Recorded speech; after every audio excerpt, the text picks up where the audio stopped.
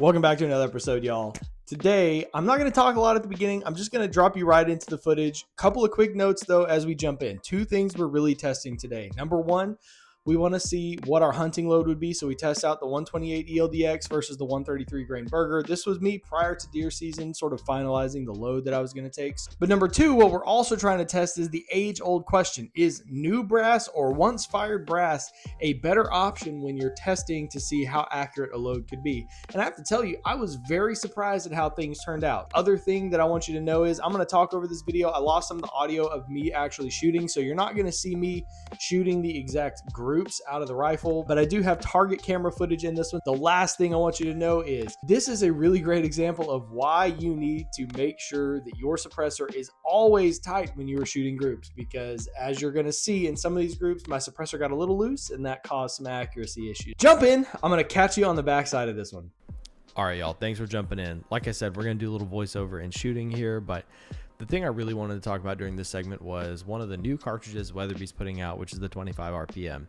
I really wanted to compare it to 25 Creedmoor just to see what's going on between the two calibers. They're very similar. Obviously, they shoot the same bullets and things, and so I really wanted to put them head to head. And what I ended up finding was when you look at them, they're not all that different. So if you really wanted to compare them sort of head to head, not the same bullet, but with the 128 ELD-X here, our fastest speed was 28.04 at the muzzle. That leaves you 2235 foot-pounds of energy at the muzzle as well. And where that runs out of that 1,000 foot-pounds of energy is all the way out at 700 yards. I don't know about you. I'm not taking shots at 700 yards on animals. I might do that, for fun, for plinking, but definitely not for hunting purposes. When you look at the 25 RPM, the data that I have is with the 133 grain Berger. I'm basing this off of another creator who shot it. Their muzzle energy was 2,963 feet per second, which gives you 2,593 foot-pounds of energy at the muzzle. So you do have about 200 foot-pounds of energy more than you're going to get, 300 foot-pounds of energy more than you're going to get out of the Creedmoor. Now, here's the thing. Where we see the 25 RPM run out of that 1,000 foot-pounds of energy is close to 800 yards. They hit 1,024 at 800 yards.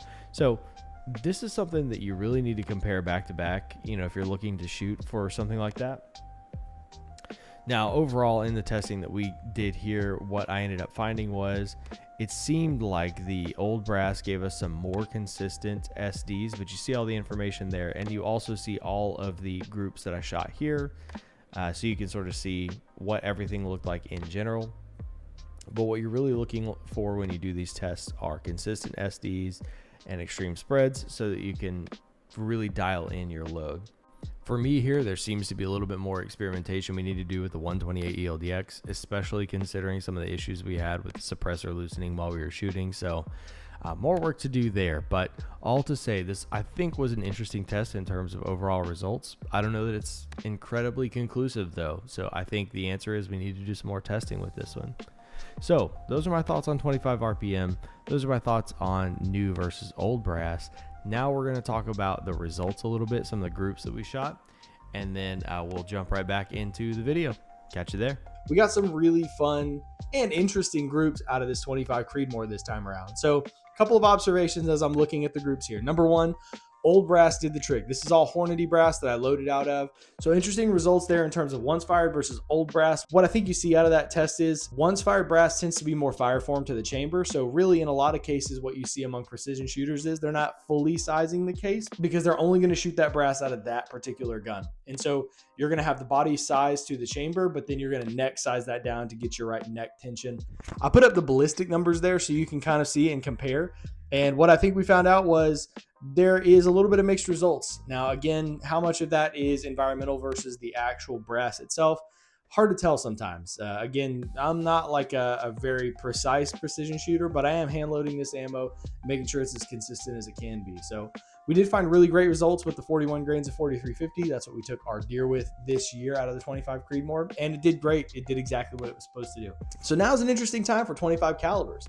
If you haven't been living under a rock, you'll notice that Weatherby released their 25 Weatherby RPM recently. One of the things that we hear out of it is it provides Magnum performance out of the rebated precision Magnum case style, so you're not going all the way up to a magnum size case in the rifle. And I'll just give you a few thoughts on that. Number one, barrel life in 25 Creedmoor is probably going to be longer. When you compare the water capacity between the two cases, you'll find that the Weatherby case allows a lot more water, meaning you're going to be able to put more powder in it, meaning you're going to burn more powder, which means your throat is going to burn out a little bit faster. So you're probably going to be dealing with barrel life issues out of a cartridge like that. That's not all to say that it's bad. 25 RPM lives in a really special place, and it is the above 3,000 feet per second. So you're shooting the 133 Bergers. I've seen 107 Hammers, which people are allegedly driving above 3,500 feet per second. You're also seeing the 117 grain SSTs. You got the 128 grain ELD-Xs certainly that you can load in that. So interesting stuff out of the 25 Weatherby RPM.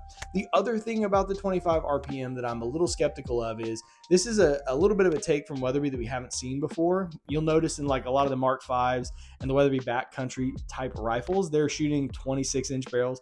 Some cases you're shooting 27, 28-inch barrels. These really long barrels to maximize the powder burn that you're getting out of them. And with the 25 RPM, they've backed down from that. 24 seems to be a minimum in a lot of Weatherby cartridges. And in this one, we're seeing 22. So what are my thoughts on 25 RPM?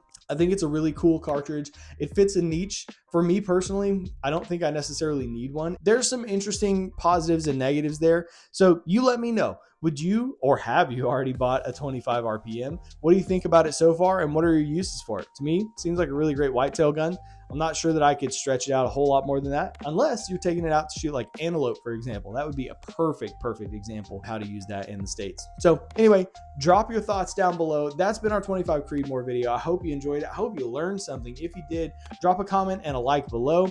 Always interested in reading your feedback and what loads you guys are shooting out of your 25 Creedmoors. And if you have any thoughts going on there, I look forward to catching you in the next one, and we'll see you there.